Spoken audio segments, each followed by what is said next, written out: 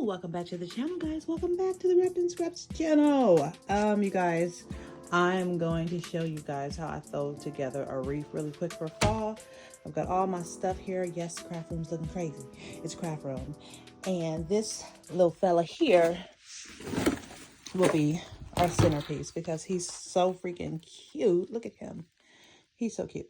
So, yeah, we're going to get started. Let's go. Guys, so we are making progress. I just went ahead and got started, but I'm going to put you guys up on this tripod. So I'm going to speed it up so you guys can see me do the rest. And what I'm going to do right here will be the same thing I did here. So you didn't miss any steps. I just got wrapped up in Anita Baker and all that. And I am putting them on with zip ties. That is my preferred method. Now, what I should have done is maybe purchase some zip ties that are bigger than what these are. But it's okay. This is the decoupage mosh I am using by Place and Times, Great Outdoors, 10 by 18 feet. And I got 3 of these because they were on clearance at Joann's, good old Joann's. I heard her stocks her stocks aren't doing too well right now. That's what I heard. I don't know if she does dividends or not, but I heard her stocks aren't doing too great. I was thinking about investing in her since I buy her all the time, meaning the company and some stocks, but not sure about that anymore because I don't think their stocks are doing too great. Okay, so basically how I got this section to look like that, I didn't want to take you guys on the long haul of it, but what you do is you either pick, now usually if my decoupage mosh was wider, like about that wide, I have some that's wide that I use for Christmas, where you do a buffle. Each one is really wide, sticking about maybe 2 inches out on each side, maybe even more, depending on how big you get your row. But since this row is not very wide, I'm gonna go ahead and do double layers on each one. So I'll be doing one coming this way and then going the other side, going that way, okay? Just in case you're wondering how I'm applying this, which is why I did decide to use the wired wreath that has all these different ones here. And this is an old one that I pulled and reused numerous times. So, but you won't be able to see the unevenness of everything once it's all covered, okay? So the last one was on that side, so we're gonna start the next one right here on this side. So I'm just gonna grab the end. I'm going to almost act like I'm gonna roll the sides, but then fold it up in the middle like that and pinch. And that's the side that I'm going to be zip tying down. Now, what I should have done is gotten bigger zip ties. I should have gotten bigger zip ties, you guys. Usually I get bigger zip ties, but I couldn't find any at the dollar store. This is what we're working with. So I'll just show you 2, and then I'm going to go ahead and put it on fast mode. That way you don't have to suffer through me doing this whole thing, okay? So this one, you see how it's shaped this way? I kind of want it going this way. I don't want it going that way. Okay, I want this one going this way, and then the next one I do, I'm gonna buffle it and mess with the mosh good enough to get it going that way. Okay, and that's how you get the kind of zigzag going back and forth. There's other ways you can do that as well, but today this is the method of choice. So this is what we're doing, and I'm probably doing about from my tip of my finger to the mid of my wrist later. All right, so that's that one. Then I'll show you, we'll do one more going this way. Again, I'm using my hand to kind of do my measuring, just mid-wrist right there. That's how I know that's where my next buffle goes. Again, it's at your preference, at how long or how small you want them. It's all about the look you're going for, okay? And after I do this one, I'm going to speed it up.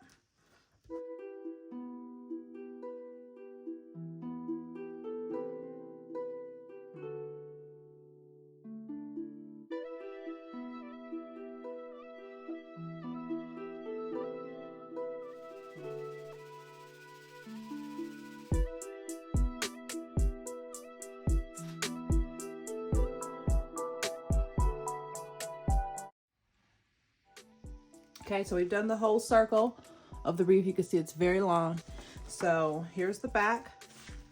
See all the zip ties. We'll be cutting all those, don't worry. We like a nice, neat backing, okay? As a matter of fact, let's go through here and pull on them and make sure they're stable and actually on there very well, okay? Now, like I said, next time I'll get the longer zip ties. Usually they're like twice as long. And not that you need all of that, it just makes it easier to work with. So now that we have our base and it looks good, it looks round, I'm going to decide where the bottom is going to be and where the top is going to be. And I think the bottom will be right here. So our little friend will be nestled down in here somewhere once we're all done. But first, let's get some other stuff going, shall we? So I picked up some ribbon. You guys know I love ribbon. Here's the ribbon I picked up. And see, where do I want to start my ribbon? I usually do 3 ribbons and I zigzag them across back and forth. So I might end up doing that if I can find the other ribbon.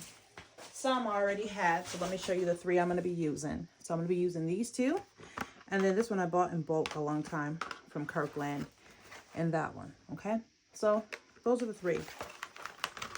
And I'm going to be going back and forth like this on this side, and then I'll come back to the top and go back and forth down this side. And the reason I'm doing it that way is because my pumpkins, I want my pumpkins to not really be upside down. Okay, so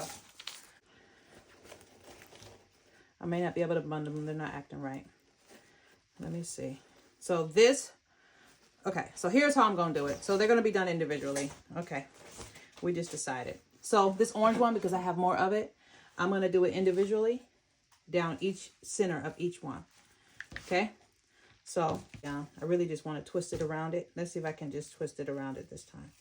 So yeah, I'm going to see if I can't zigzag twist since the pattern's the same on both sides. So I'll zigzag one and then I'll come across the top of the other like that. Okay, and then I'll zigzag one.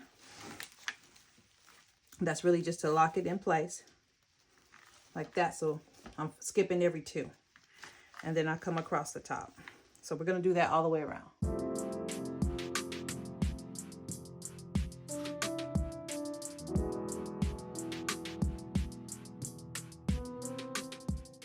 All right, so that was the first layer, okay? And we just kind of twisted it through there. If you want to go through later at the end and secure some down with some zip ties, you can. But for right now, that's fine. I kind of just wanted that ribbon throughout the middle. So now we're going to start with the checkered one. And with this one, we're going to go back and forth. So the red one, we kind of went throughout all the middle. This one, we're going to go zigzagging back and forth kind of on the edges. Okay.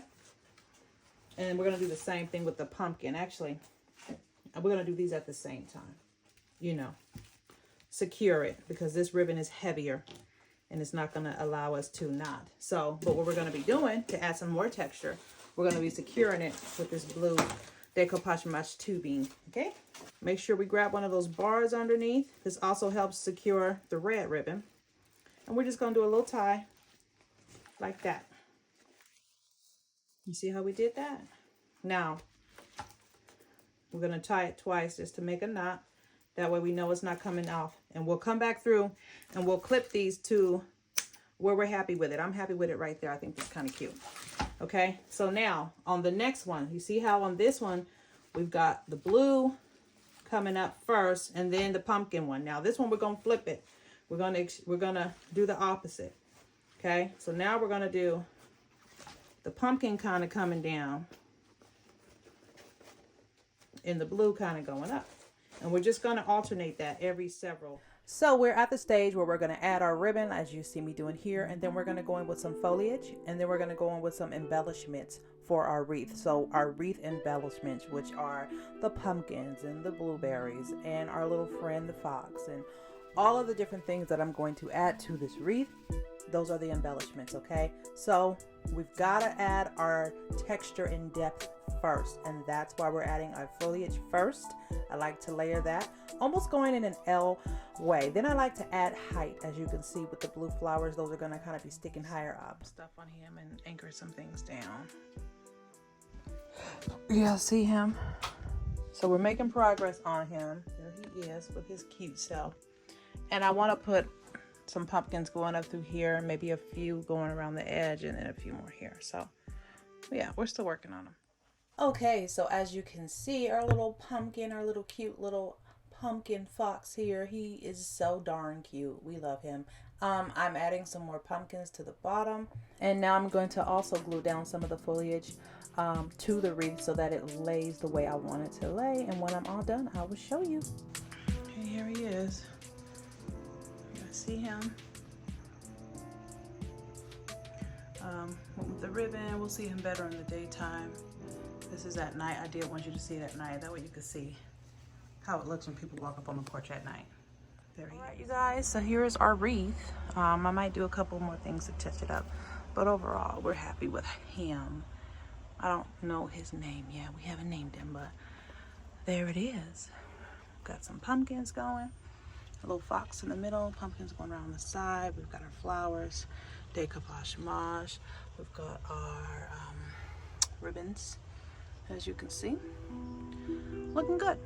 All right, you guys, so that's our fall wreath for this year, 2023. Now, usually I go a little bit more in depth with my wreaths, but I really wanted to keep it simple so that if people wanted to follow along, they could do so. Now, I love decorating for fall. Fall is my favorite season, I should say, or time of the year, because it's not so hot. It's nice and cool. So I did a lot of decor around the home. I did a tablescape. I did some stuff in my dining room. I did some stuff in my fireplace mantle. I just decided to go ahead and do my coffee bar, and I have footage of all of this. So if you want to check out some of my other videos, please go back and check them out, okay? Remember to stay wrapped in scraps, meaning pull something good out of something bad, okay? Stay loving you, stay loving God, stay loving life, and I'll see you all in the next video. Bye, guys.